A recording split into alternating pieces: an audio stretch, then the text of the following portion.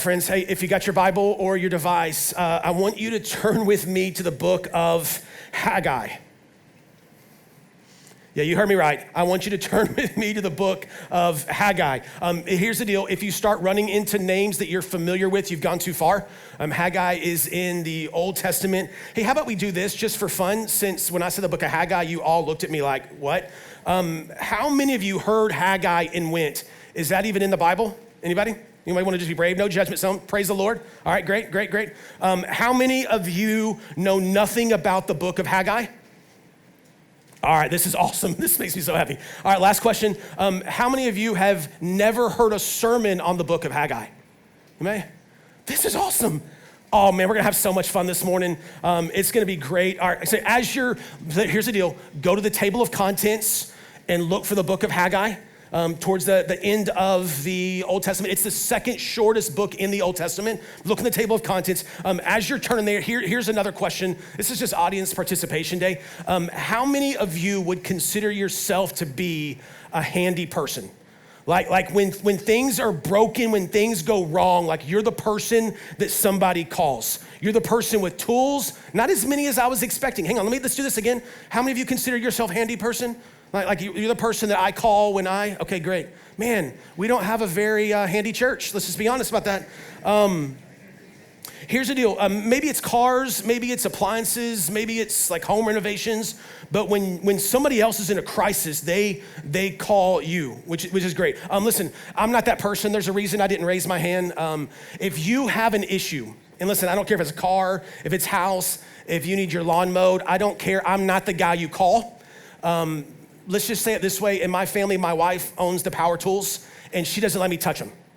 Like she has them laid out and she knows if I come and move one, and listen, sometimes when I'm feeling a little bit like bad boy, I'll go in and I'll move like one of her tools. Like I'll move like her drill from this little section of the table over here and just set it there. And I just like to see how long it takes before she goes, Jason, what'd you do? And usually it's not near as long as it should be. I mean, maybe she has a security camera on those. I don't know, but it's impressive how she knows when one of the kids, like if you touch her tape measure and you don't put it back where it belongs, you may sleep outside. Like it's rough. Like that's how it is in my house. Here's the deal. My wife, she loves a good house project. She just thinks that the most fun things in the world. She sees something wrong with the house and like she starts going, and then here's what I have to endure. I have to endure all the pictures like that she sends to me saying, this is possible. And then I'll come up and I'll say like, listen, we can't do that. And she'll say, no, I know we can't do that. I just wanted to throw some ideas out to you. And I'm like, let's wait till like later on before you start throwing. I mean, she wants to do everything. So we bought this house in Alaska. I'll show you this picture. We bought this house in Alaska. Here's the fireplace of our house in Alaska. And listen, I look at that and listen, see her power tools, she set them up there and she put a do not touch sign on that one day. It was awesome. So I look at this and I'm like, man, this is straight out of like the 60s. And so we're like, maybe we can do some work. And so Caroline, she gets all excited. She's like, listen, here's what we can do to the fireplace. I can make this beautiful. Like I can make this so good. And she's like, can we do some work on this? And so she'll start the project. But here's what happens. Somewhere along the line, over the project, it hits a point, like somewhere in the middle, right? I'll show you another picture. Here's the middle of the project where you start doing some damage, right? You've taken some rocks off. You started moving some things around. She still has her power tools there that say don't touch. But there's something happens there in the middle, and my priority, and even Caroline's priority to making this fireplace what we want it to be, it starts to fade. Like our priorities start to go somewhere else. Like we start to get distracted. Maybe other projects come along, like maybe the kids, they need some help. Like we had all the good intentions of the world to fix this fireplace up. But something happens at some point along the journey and it stops being the priority that we need it to be. Have you been there? Like maybe it's not with the fireplace, I get it. Like maybe you look at a fireplace and you're like, man, that fireplace looked beautiful just as it was. Like why did you do anything to it? I get it. Like maybe it's not a fireplace, maybe it's something else.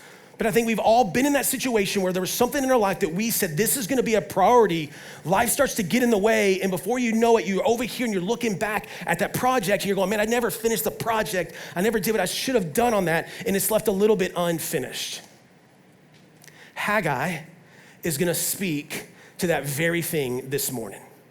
That's what the book is essentially about. But before we jump in and look at the book of Haggai, do you wanna see what the finished project of the house looked like? There you go. Yeah. I didn't do anything on that. She did great. It's incredible. Like when it only took her like 6 years to do that. No, just kidding. It didn't. It took her like a few months. It was great. All right, so here's the deal. If I could say the sermon in one sentence, it would be this. I got a lot more to say, so don't tune out after I give you the sermon in one sentence, all right? But here's the sermon in one sentence. What you make as a priority in your life is gonna reveal your identity. Let me say it again. What you make is a priority in your life is gonna reveal your identity. Or maybe I could say it like this. What you invest in is where you will flourish. So hopefully you're there by now. Haggai, chapter 1, verse 1. Let's pick it up, let's read. In the second year of King Darius, on the first day of the 6th month, the word of the Lord came through the prophet Haggai to Zerubbabel. Remember that name. Remember the name Zerubbabel. All right, it's a fun name to pronounce. Never name your kid that. Zerubbabel, son of Shealtiel, the governor of Judah, and to Joshua, son of Jehozadak, the high priest. The Lord of armies, so God says, this is what the people are saying. These people say, the time has not come for the house of the Lord to be rebuilt. All right, now we're 2 verses in, and my guess is you're like, I'm already lost. Like I'm already a little bit confused. So can you help me? So here's what I need. I need you to give me 4 minutes to catch you up in the story, into what's happening so you can understand the book of Haggai, okay? Here's the reason why. It took me way too long in my Christian faith to realize that this book, 66 books make up the Bible, that the Bible is telling this one big, beautiful story. That yes, it is individual stories about Moses, about David, about Abraham, about Isaac, about the Apostle Paul, about Noah and the flood. Like, yes, it is these stories, but those stories make up one big story that God is telling from the book of Genesis all the way to the book of Revelation. And then you and I, we're still playing a part of that story today. And so I often saw, and the reason why this confuses us is because the Bible, the way that like we have it here, isn't put in terms of chronological order from like everything happens, Genesis, Exodus, Leviticus, Numbers, Deuteronomy, Joshua, Judges, Ruth, 1st and 2nd Samuel, 1st and 2nd Chronicles, right? It doesn't happen that way. In fact, much of what we know as the prophets are actually taught about in 1st and 2nd Kings and 1st and 2nd Chronicles. And so because the book isn't necessarily in chronological order, and you and I, we love things to be in chronological order, we get confused with the story of God's story in our heads. So here's what's happening. Let me kind of back up and tell a little bit of the story so you can know what's going on in the book of Haggai. So the book of Genesis, it's the beginning, right? It tells the story of Abraham and Isaac and Jacob. And then at the end of Genesis, it kind of talks about the story of the people of God, how they are like the Joseph story, and they're there in Egypt. And then Exodus comes along the scene, and Exodus has our boy Moses that's a part of Exodus. And man, they're there, and he's leading the people out of slavery in Egypt. And they're finally there, they're finally getting out. And then we even studied just a few months ago the book of Joshua. And Joshua's all about the people entering into promised land that was promised all the way back in Genesis to our boy Abraham. We continue on in our story, and then Joshua is about them finally getting to enter into the promised land.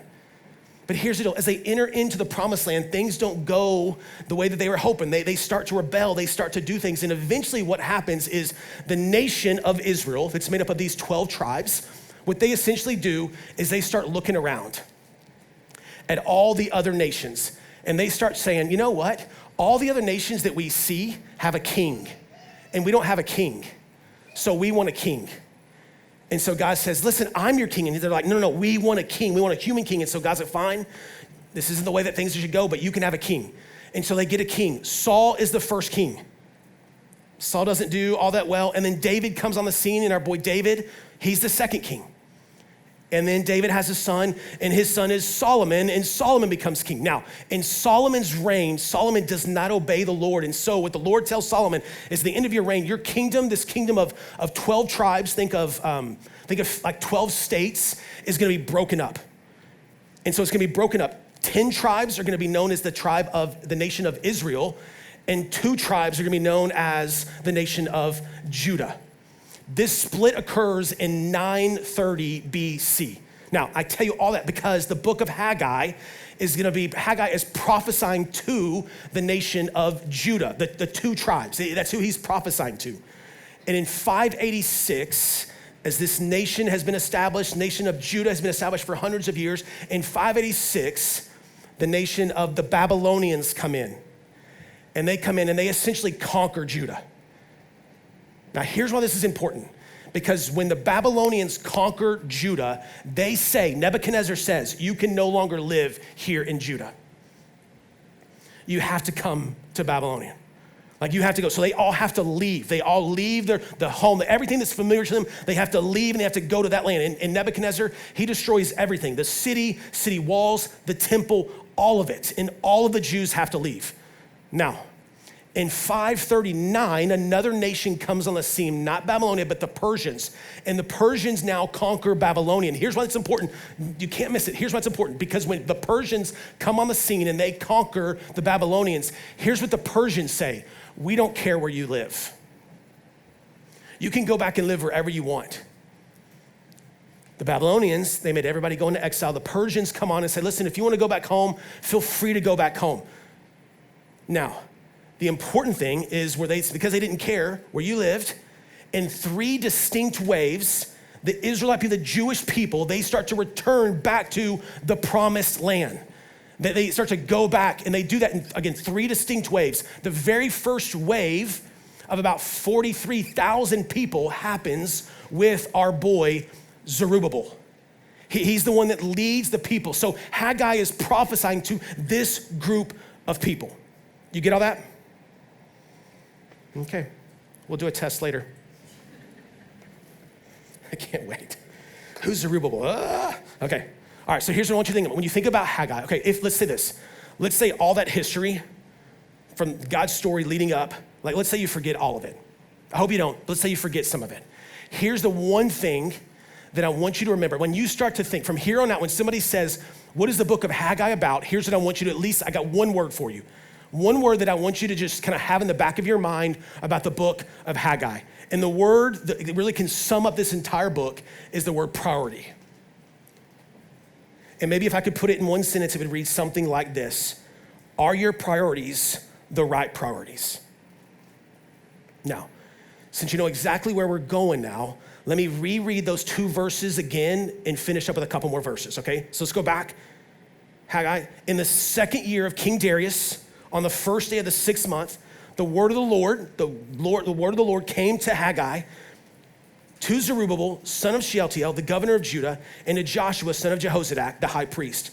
God says this, the Lord of armies says this. Here's what the people are saying. The people are saying, the time has not come for the house of the Lord to be rebuilt, the temple to be rebuilt. Then the word of the Lord came to the prophet Haggai.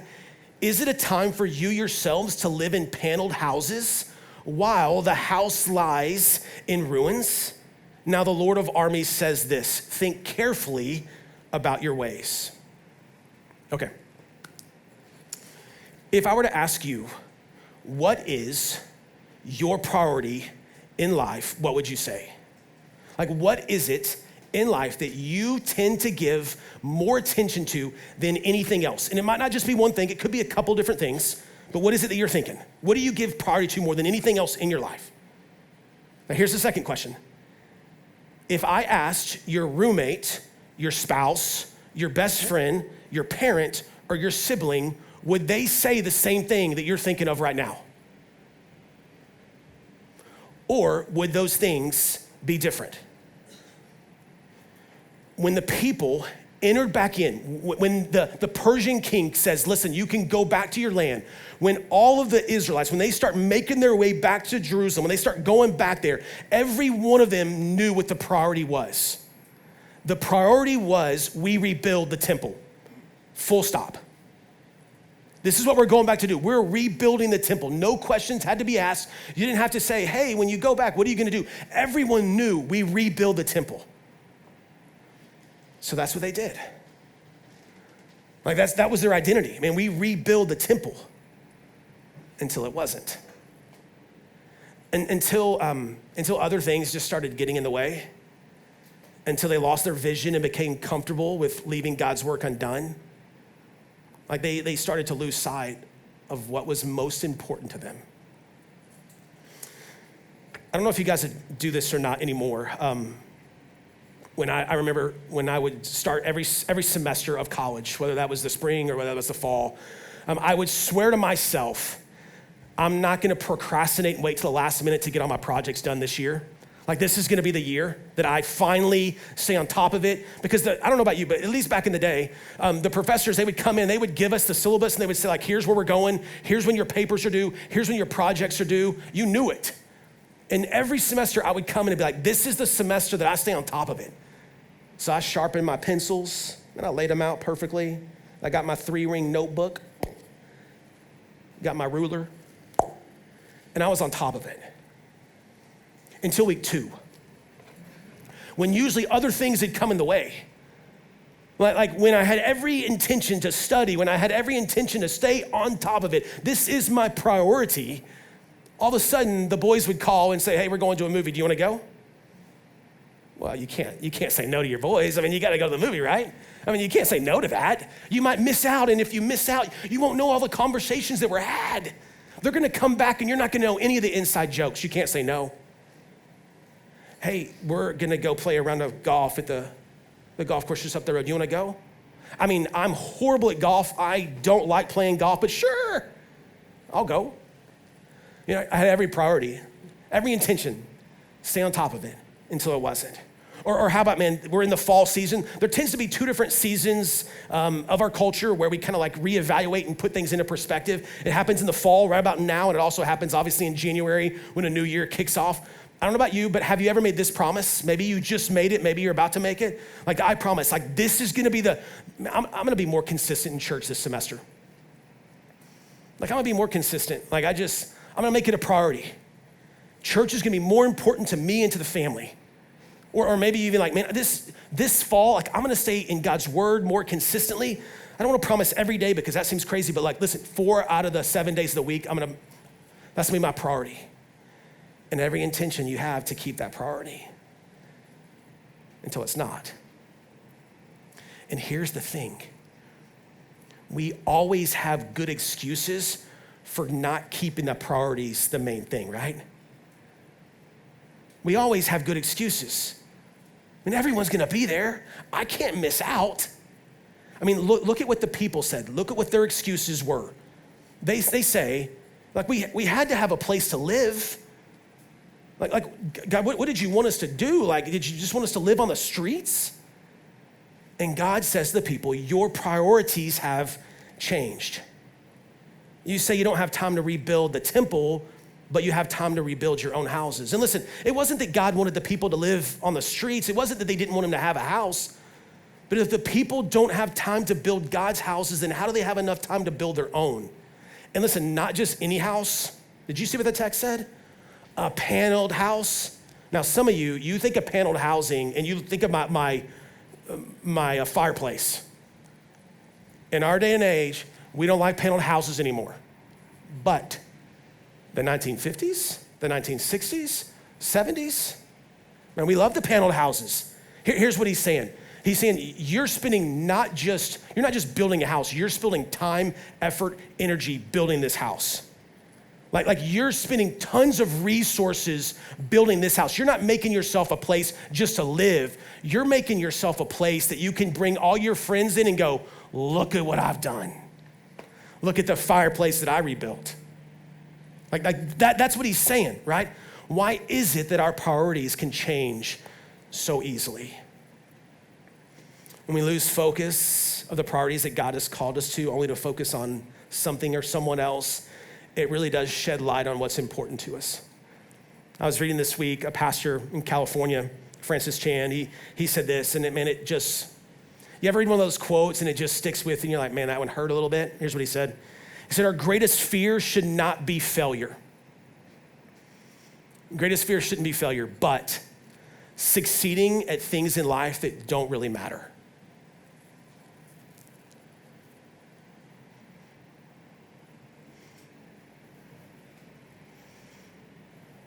Our greatest fear should not be failure, but succeeding at things in life that really don't matter. What are you succeeding at right now that in the grand scheme of things ultimately does not matter? And here's the truth of it. The Israelite people did not lose sight of their priorities overnight. It had been 16 years since our boy Zerubbabel led the first wave back into the promised land. 16 years to when we pick up the story in Haggai. So what happened to cause their attention to turn away from building the temple, to turn away from building God? Like, that's the question I've been asking myself over and over as we're in the fall season, as we're, kickoff, Salt kickoff, we have Radiant kickoff, we have city groups starting back up. We have so many things that are happening. Like what are the things, like what are the priorities that I want, not just for me and my family, but even for Radiant Church? Like it's the question, what happened in Haggai's day to cause them to go from, we rebuild the temple, it's what we do, to, man, all I care about is my house. And here's the only answer I could come up with. Life. Super spiritual, isn't it? Life. Life has this way, if we're not careful, to little by little turn our attention away from God. Like for the Israelites, here's what was pulling at their attention. Enemies from the outside not wanting them to build the temple. Those from within comparing how things used to be. Lack of trust in God. For us, school, family, jobs, money, relationships, sports, things that in and of themselves are not bad, but when they become the priority, they turn into horrible gods. They just turn into horrible gods. So here's the question, how do we keep our priorities the right priorities? Like, how do we start well, but also end well? Like, how do we keep the main thing? How do we keep Jesus as our focus when so many other things are vying for our attention, are begging for our attention? Those flashy trinkets that continue to go, look at me, look at me, look at me. I'm the priority, I'm the priority, I'm the priority. How do we keep the main thing the main thing? Well, in order to keep our priorities, the right priorities, and I've said this to you before, but I just want to continue to reiterate, we have to know what stirs our affection for the Lord and what can hurt our affection, like what can hinder our affection. Like if you want to keep the priorities, like the things that you go, this is a priority in my life. Like I want this to get a ton of my attention. Like you have to know if the Lord is that, you have to know what is it that stirs your affections for him and what is it that can hinder it. Like be willing to ask yourself that question day in and day out. So let me just throw out some things for me. These are things that stir my attention for the Lord. The things that I love. The things that, man, when I do them, I just go, man, I love my Creator.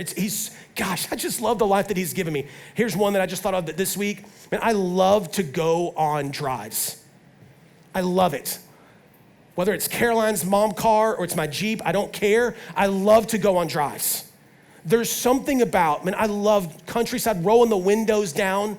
If it's the Jeep, taking the top off, like whatever it is, like I love going on drives. I love turning the music up. And even if the boys are with us, I love the whole family singing at the top of our lungs, making fools of ourselves. Things that I would never do in front of you because you would judge me for, I'll absolutely do with my kids. I love it. There's nothing more like the other day, we were out there and we were singing some song, the boys in the backseat, and they're singing, and they would never admit to this in front of their friends. They were singing, and we were singing. It was a good time. I look back at the boys, they're all smiling, and I just think, God, how cool is this? We get to go on these drives with the kids, and we're just singing, having a good time. We're not spending money apart from the gas. It's way too expensive, but apart from that, it's amazing. Or on Fridays, my day off, like Caroline will often, like we will go drive for hours, my wife and I. And here's why, because we get to talk, we get to dream, we get to share all the things that are going on. We get to talk about the kids. Like I love going on drives. I can do it. If you're like, hey, I got a 4-hour drive in front of me, call me. Don't call me when something breaks. Call me when you need to go on a 4-hour drive. I'm your man. Love it. There's something about it. Now, I don't have these surface level conversations. You get in the car with me, I'll be like, man, what's the Lord doing in your life right now? I'm gonna pastor you. Like, you're gonna hate it. And at the end of it, you're gonna go, man, that was so good. I confessed everything to my pastor, but it was so good. I love it. Love country drives. I love to read. Every year, here's my goal. I said this before you, so you can hold me accountable. Every single year, I have the goal. I want to read 24 books of about 200 pages, and I want to read 2 books of about 400 plus pages every year. It's my goal. Every single year, 24 books, about 200 pages, 2 books of about 400 plus pages. I love to read. There's something about it, man. I can sit down and I can read, and it just does my soul so good. I love it. I love sleeping. Man, if I can get in bed at 9 o'clock and wake up at 5, man, I'm so happy. I love it. Man, like when the kids get to bed, I love singing with them. When they get to bed, I'm like, man, I get to go to bed now. I love it. I had a professor in my undergrad. He's my favorite professor because he used to say to us, sleep is spiritual. And I took him up on that. I was like, if sleep is spiritual, I'm gonna do it as much as I possibly can. I love sleep. Man, I love it. Like that exhaustion, like at the end of the day, man, you've worked hard, not being lazy. You've worked hard and your head hits the pillow and you're like, oh, I've been dreaming of this all day long. I love to sleep. I absolutely love it. But here's the thing. I also know those are things that stir my affection for the Lord. I could tell you more that happen, like, but those are just a few. But there's also things that I know that if I do these things, the priority of keeping Jesus, keeping God the mainstay in my life is not gonna be there. Like if these things get too much of my time, I know it. I just know that Jesus isn't gonna be my focus. Here's the first one, this little device right here, being on my phone. I have a love-hate relationship with this thing right here. There's so many things that we can find out. It's incredible. But too much X, Twitter, Instagram, watching YouTube. I mean, have you ever been on your phone and you've just been, man, just mindlessly swiping and you looked up and you had the thought to yourself, and be honest with yourself. Have you ever had the thought, how did I just do that for an hour? Thank you for being honest back there. One person raised their hand? Okay, I'm just kidding. You didn't have to raise your hand. Isn't it crazy? You can look up, how have I been here for 2 hours? And just mindlessly scrolling, not reading the Bible app, mindlessly scrolling. Or how about this little device right here?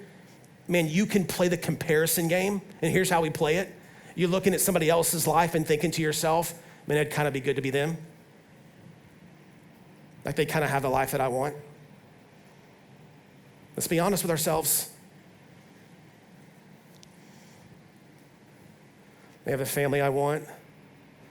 They have the kids that just seem to always have things together. And they take pictures and their kids are sitting down reading the Bible. How do they even get them to do that? I'll tell you how they got them to do that. That's the 100th picture they took. But we play the comparison game, don't we? We love it. And if I'm on that thing for too often, too much in a particular day, and it hinders my relationship with Jesus. It absolutely hinders it. Not just being on my phone though. Here's another one. Oh, I'd say I love we're in different season. Here's the other one though, and this maybe it doesn't speak to you, but this is a hard one for me to say, but I just want to be honest this morning. Following sports too closely. I love this time of year. Man, yesterday,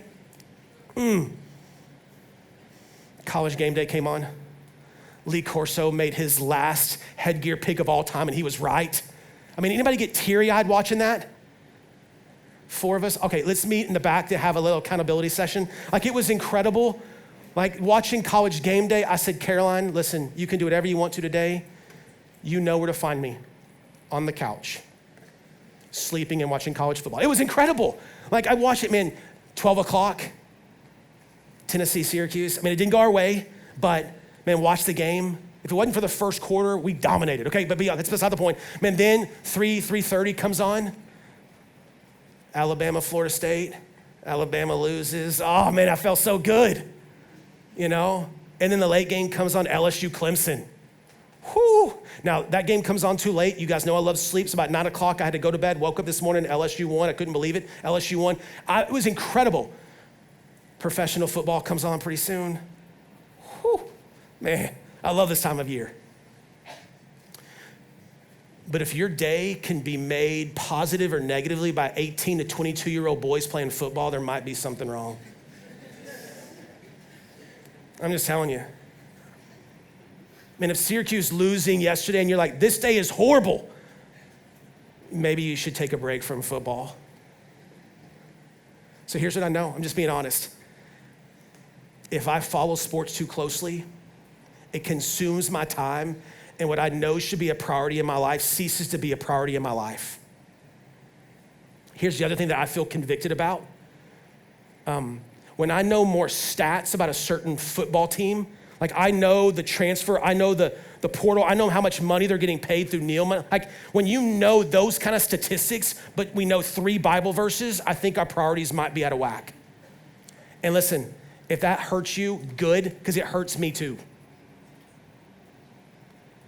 Following sports too closely. Here's another one I gotta be careful with, making kids the priority. Listen, I love my boys. They're phenomenal. Amazing kids. They take after their dad. Incredible kids. But listen, if they're the priority, if everything in life revolves around them.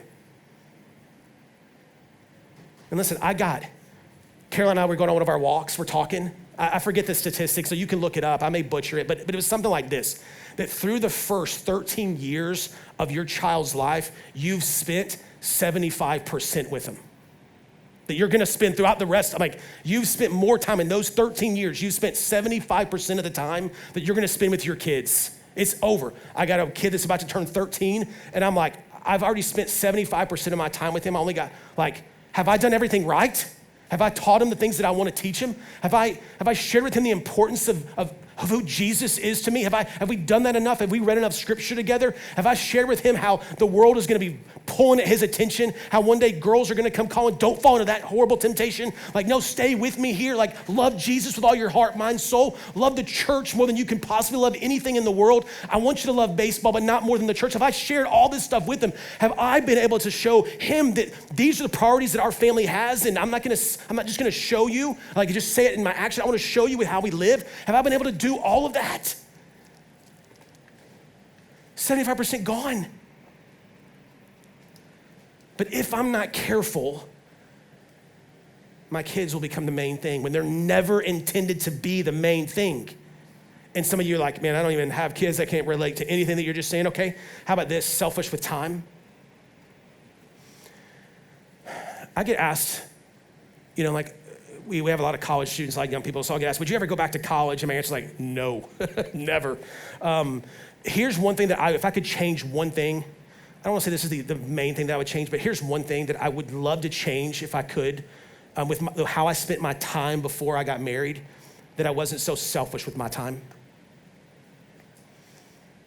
That when needs came up, I'm there. When we call for serving in the church, I'm there. You need me there at 6 a.m.? I don't have to wake up at any time with a kid. I'm there. I'm your guy. You need help running sound? I'm your guy. You want somebody to come lead? I'm not your guy, but I'll help out anybody who needs to be there. I will do whatever I can. It's so easy for us to be selfish with our time. And here's the thing, man, for those of you who maybe have older kids, don't re-enter back into that the way that you were when you were in your mid-20s. Be as generous as you possibly can with your time. Work hard, exhaust yourself every single day. So when your head hits that pillow, you're like, I made it, and I feel good about what happened today. These are just things, they stir your affection for the Lord, or they hinder it. And listen, you may hear all of mine. You may hear the things that I love to do, driving. You may get car sick, and you're like, no, thank you. Okay, what is it that stirs your affection for the Lord? And every single day when you wake up, go, this is what I want to do with my time. I want my relationship, if Jesus is the focus, how do I keep him the priority? How do I keep him the main thing? And the things that hinder, you may look at sports and go, man, I don't care anything about sports. Okay, great. What is it that just you get all in, and if you're not careful, you can look up and go, oh my gosh, this is distracting me from my main priority. What is it? You know why it's important to talk about your priorities, to understand your priorities? Because what you give priority to in your life reveals where your attention will be given. And here's the deal. You can't fool those who are watching. You can't. This is why with my kids, I don't just want to say things. I want to do the very things that I say. I don't want to just say church is important. I don't want to just say that Bible reading is important. I want them to see me in God's word. Not so that I somehow get more credit. No. Like so that they see me reading God's word. Two stories of one how I'm doing well and one how I'm not doing so well. We came to Salt Company on Thursday night for kickoff.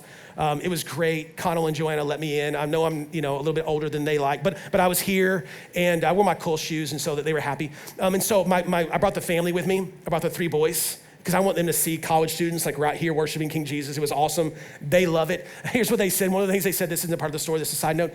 They said, why do the Salt Company kids get to sing all the cool songs or we sing all the boring songs in church? Axel and everyone. And so they were like, well, we get to sing those. And I was like, okay, I'll talk to Axel about this. But here's the thing. Trek on the way home, he said this. That may be a paraphrase of that, but it's close. Here's what Trek said to me and Caroline on the way home. Trek said, why is it that when we go up to the church building, you guys try to talk to everybody?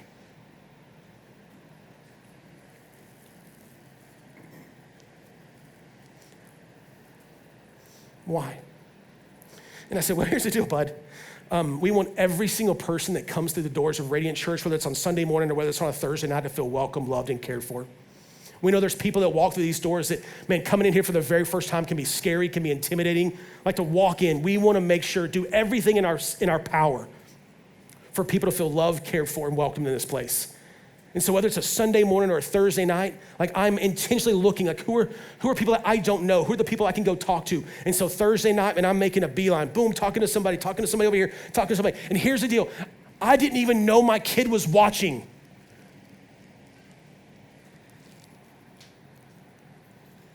The first thing he says, man, why do you go talk to everybody? Whew. So much more of discipleship is caught. They're observing what I'm doing. Not just what I say. I can say all day long, man, this is why we do what we do. But until they see it, they're finally getting it. Now, here's how that goes bad for me. I told you guys I love driving the other day. We're sitting around the kitchen and we're talking about things. And somehow, I'm notorious for whenever somebody isn't driving the speed limit or isn't driving, like yelling at them. I don't know if you guys do that. I'm confessing my sin. And so Boston's like, you sure do yell at a lot of cars when you're driving. And I'm like, note to self. He's seeing what I'm doing while I'm driving. They're catching it all. And even if you don't have kids, there are people watching you, catching it all. I don't want to live a duplicitous life. I don't want to say one thing and do something different. Because what I hope can be said about me is that my identity is in Jesus more than anything else. That's the one who I pledge to give allegiance to day after day after day. Now, as we wrap up, I want to be careful, because the tendency might be to hear a message like this from the book of Haggai, who you knew nothing about before you came in, and think to yourself, my priorities are so messed up, there's no way that God could forgive me. There's no way that God could love me. And here's what I simply want to point us back to the text. So if you're still there, I want you to go back in chapter 1, in verse 12. This is what we also read. Then Zerubbabel, our boy Zerubbabel, son of Shealtiel, the high priest Joshua, son of Jehozadak, and listen to this, and the entire remnant of the people obeyed the Lord their God and the words of the prophet Haggai, because the Lord their God had sent him. So the people feared the Lord. Like here's what I need you to hear. The people had the right priority. We're going to go back and we're going to rebuild the temple, until that wasn't their priority anymore. Haggai comes on the scene and says, listen, you talk about wanting to rebuild the temple, but you're not doing it. You're spending all your time on your houses over here. You're spending all your time on your life. Let's get back to the priorities. And instead of the people going to Haggai, how dare you? The entire remnant of the people obey the Lord their God. I just wonder this morning as we think about priorities, as we're entering into the fall season, as things are gonna be coming at you, work is gonna get busy, all of it, school is gonna get busy, all of you're gonna be in a different season of life than we were this summer. When you have all of those priorities, I just wonder, maybe we get back to making Jesus the priority of our life. And if for some of you in this morning, you're like, Jesus has never been the priority of my life, God has never really been a priority, today can be the day that you make that commitment. Not to say it's always gonna go easy, it's gonna go perfect, but today can be the day that you go, these are the priorities that I want in my life. I see that my identity in Jesus is more important than anything. Do you realize that your identity in Jesus is the only thing that you don't have to earn, it's been given to you? Every other identity you try to find in life, you have to earn it. And it can be taken away from you. Your identity in Jesus is the only one that is given to you without you doing anything. And Jesus says to us, my son, my daughter, you're mine. And so I don't know where you're at this morning in your faith. I don't know if the message of Haggai spoke to you. I pray that it did. I pray that when you think about the book of Haggai, you'll think about the priorities. Here's my hope for you is when you leave this place, maybe on the drive home, instead of talking about lunch or all the things you have to get done, maybe you look at the person next to you and you say to them, what spoke to you about the message this morning? Like, what did you learn? What convicted you? What brought you hope? What brought you joy? What made you tear up just a little bit? And maybe those simple conversations can set the priorities that you need to have in your life as the fall of 2025 kicks off, be the right priorities. Here's the last thing I want to say to you as the band comes up. When is the last time that you let the scriptures, when you let God change something about how you're living? Like, when was the last time that you let the presence of the Lord, that you let, not I know this, I have my priorities set, but like, God, where might I be messing up? Like, where might the priorities that I have for my life be going off just a little bit? When was the last time that you made a change in your life because of something that you read in the scriptures? Because of something that the Lord convicted you of? If it's been a while, I think my hope and my prayer for you and my hope and my prayer for me this morning is that we would be able to listen. Not pretend that we have it all together, because none of us do. Listen to what the Father has to us.